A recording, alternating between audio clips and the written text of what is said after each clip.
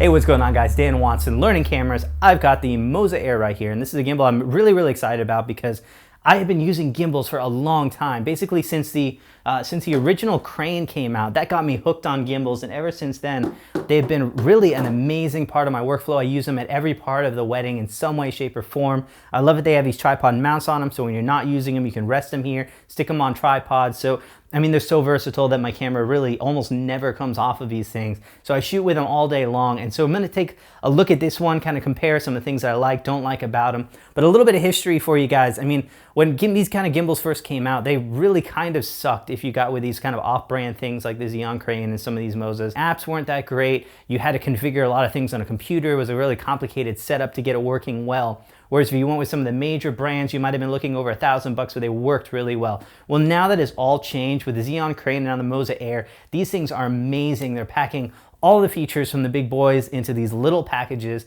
The apps are great. You can work around with these things. They have side remotes, all the features you would expect, Bluetooth 4.0 and everything like that. And this particular one is actually able to handle some really large loads, 5.5 pounds.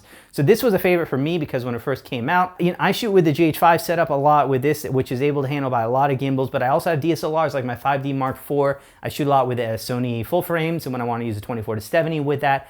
These just don't handle that except for the Moza Air, which is going to pull that 5.5 pound limit, and it's going to make me able to use those setups. And also you GH5 users with a Sigma 18 to 35 millimeter, you're going to love this setup as well. So it really is amazing to have all of this in one package. So please like, subscribe, stay tuned for some more stuff, but let's take a look at the Moza Air and all that it delivers. So one thing about these gimbals now is they come really nicely packaged in some hard cases, and overall the build quality is amazing. You have no exposed wires, it's solid metal build quality. For adjusting these things and getting them balanced, it's not too hard at all. I mean, it's just a matter of screws. It's pretty easy to adjust these things back and forth. One thing that I will say is when I'm loading it up with most setups, I can't actually spin this thing around, and so when you're looking to use it in that vertical mode, it really just barely skims by on this one. It doesn't really work for that one. And so because I use these cameras with screens sticking out, it's not that convenient to go like this either, and that's my only beef as far as the overall size and build quality with it.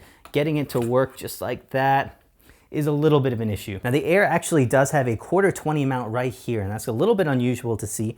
And then the bottom mount on here is actually a 3/8 thread, which is a bit more unusual. So your standard actual tripod head thread. So I use an adapter to get it to work with this, and it works just fine. Overall, I had plenty of room to travel for virtually every setup that I wanted to do. I could move this forward or back and get it to balance correctly with all of the setups I have. Depending on your exact camera and lens, I'm not sure if it'll work for you, but for pretty much any setup, you should be fine with this one. Yeah, it balances really easily. Overall, the build quality is good, so I'm really happy with the setup on that. Now, the hard case is really nice. The only thing I'm gonna say is that you have to basically dismantle this thing so much in order to get it in there that I really just never even use it. I mean, it's just something that I don't use. I wanna keep this thing just about ready to go. The only time I would do this was traveling a long distance, and then I wanted to break it down for that. But otherwise, I'm gonna keep this thing set up. So I do wish the case that had an option for a case that would hold this thing pretty much built up, kind of like this. Didn't need the camera on it, but a pretty much full setup. That would have been nice as well. Now the joystick on this, it's pretty smooth. I'm able to get some decent motion on this. I wish I could slow it down even a little bit more for some more gradual movements.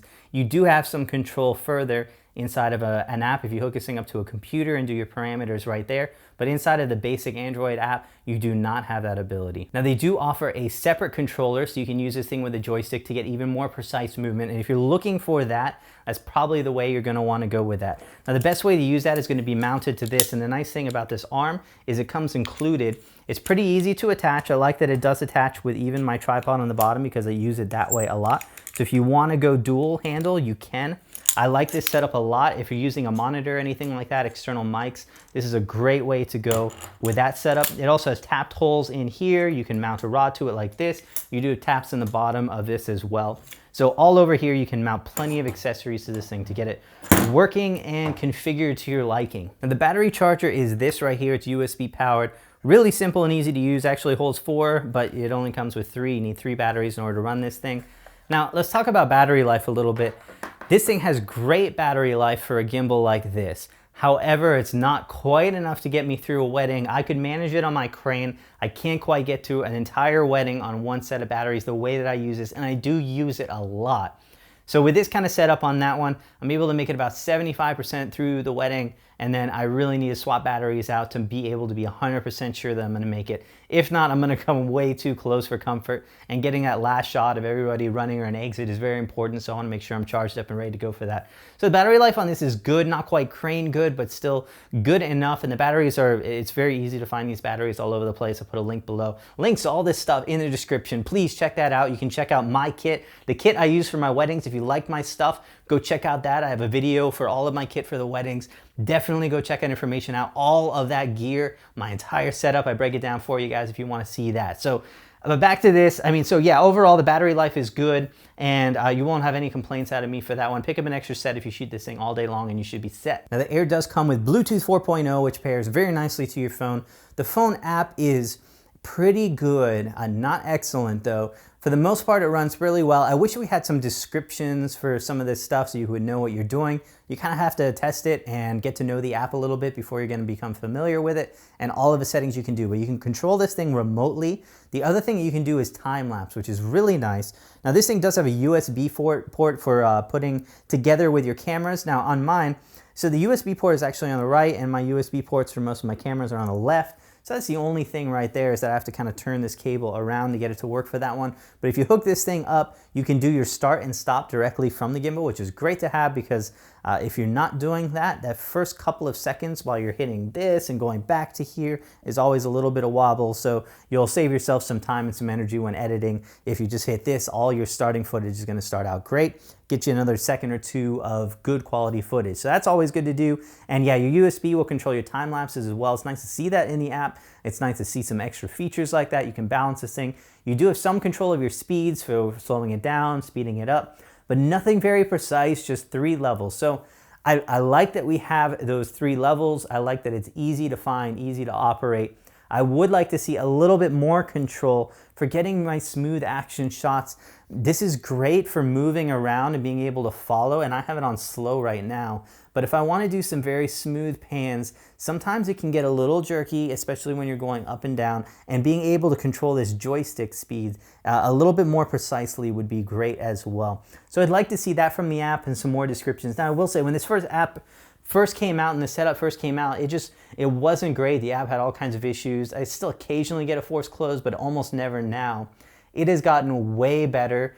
These gimbals have gotten way better. The updates that have come through this thing are great. You cannot update through the app yet on my setup with the Android app. You might be able to on Apple, I'm not sure yet. I hope that they integrate that. It looks like they have plans to integrate that, but they don't have that as this time I'm recording this. That is not available. So overall, I mean, this is a great way to go if you need a gimbal that has a little bit more power, being able to hold larger loads than the crane does. Sure, you don't get that quite perfect battery life. There's a couple little things and nitpicking here and there that I don't like about it, but overall, the build quality is great, the features are great, the price is amazing. Being able to hold all of this weight on a simple and light setup. 2.4 pounds for this thing without the camera on it. That's not too bad at all. I mean, you'll feel it after a while. Again, I use this thing all day on a wedding, so I'll feel it at the end of the wedding.